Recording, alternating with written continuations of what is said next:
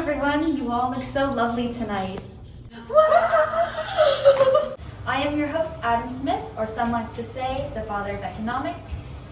Now, before I tell you all a little bit about myself, let's break the ice with a few jokes. Tell me why the work of an economist and a plumber is so similar. They both deal with gross domestic product.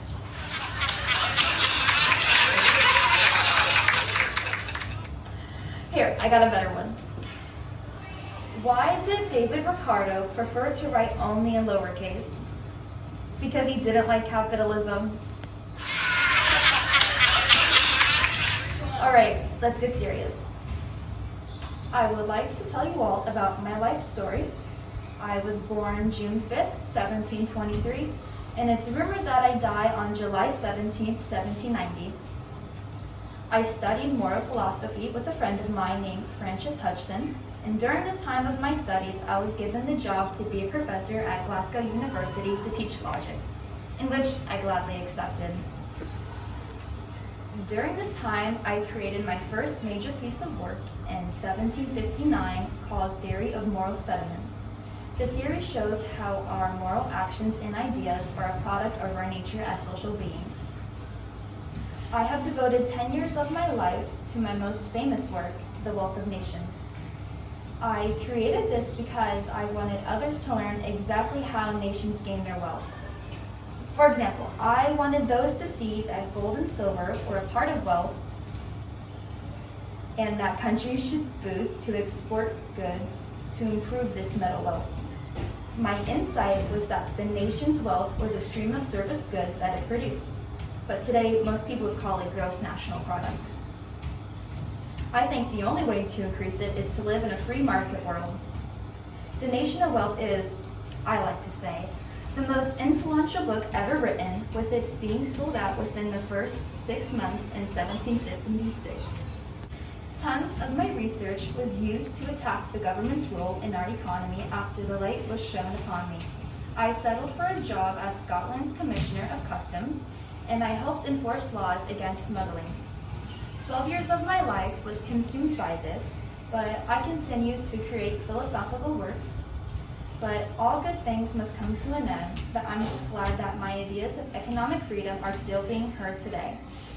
And I've also heard that lots of people want to start their own business but don't know how. So let's hear it from a few of my friends who are consultants that are helping those find what form of business is right for them. Hello, welcome to Finding Better Careers. What can me and my partner, Alfred Marshall, aka the dominant figure in British economics, how can we help you? Hello, I'm not sure what to do. You see, I first started a candy business when I was 18.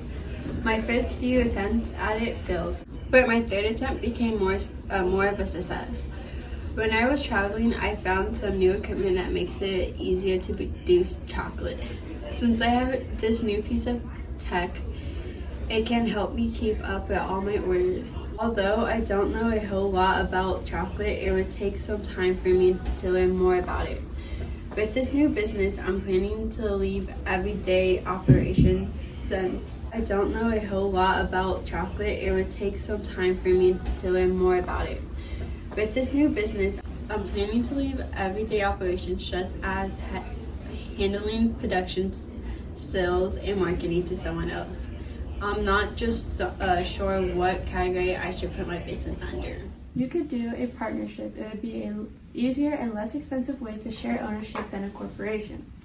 Having a partner who is good at handling day-to-day operations would give the person with the idea more time to focus on other ideas.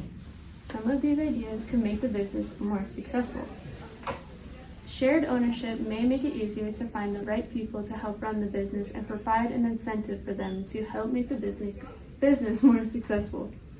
The business will not be subject to corporate taxes, and liability for debt is not a major concern since the business person has the money to purchase what is needed to start the business at the present time.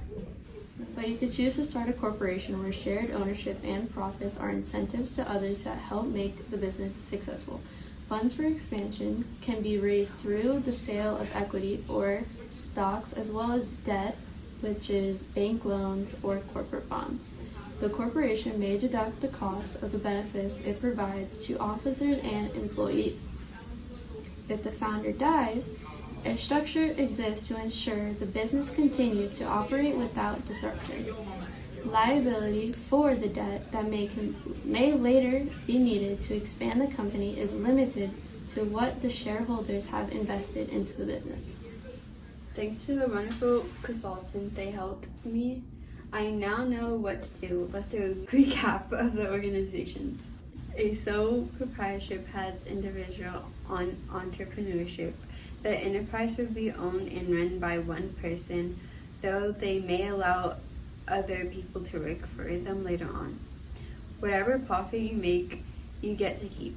Creating your business is simple since you are the one making the call, and it's easy to change your legal structure if down the road certain circumstances change.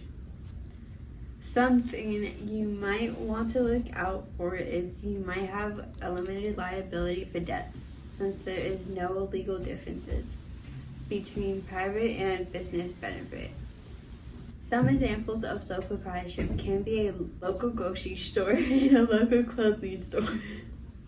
Next is partnership. Partnership is a relationship between two or more people in a trade or business. In partnership, you can share knowledge, experience, contacts, and skills with whoever you are in business with. It may be difficult for others to get into partnership since you must share ownership, and if there is a disagreement, the business can fail. But if you work well with others, this may be a good pick for you. The more partners there are, the more money that may be available. Some examples of partnerships are law firms and real estate investment firms. Lastly, there are corporations. Corporations are usually a group of people or a company authorized by the state to act as one. If you are in a corporation, you get personal liability protection and business security and continuity. It depends on the corporation, but income tax may be taxed twice, once in a corporation and once in salary. So if you don't want to lose double money, a corporation may not be right for you. Some examples of major corporations are Microsoft, Coca-Cola, and Apple. Now, without further ado, let's welcome myself, Alfred Marshall, and Adam Smith onto the screen.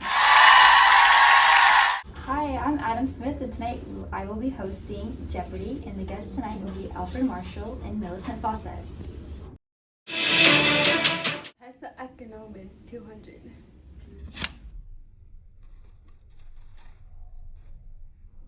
Name the type of economy that is most relevant in the world today.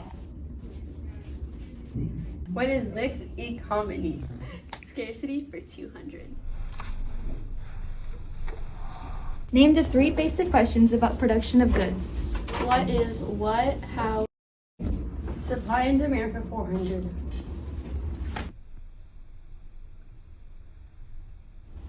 When the price increases, the quantity demand does what?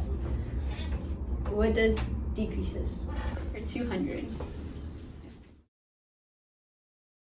Capitalism, traditional, market, and mixed. Incorrect. You have a chance to steal. What is pure competition, monopolistic competition, oligopoly? What's pure monopoly? That is correct. Yes! 700. Explain what laissez-faire is.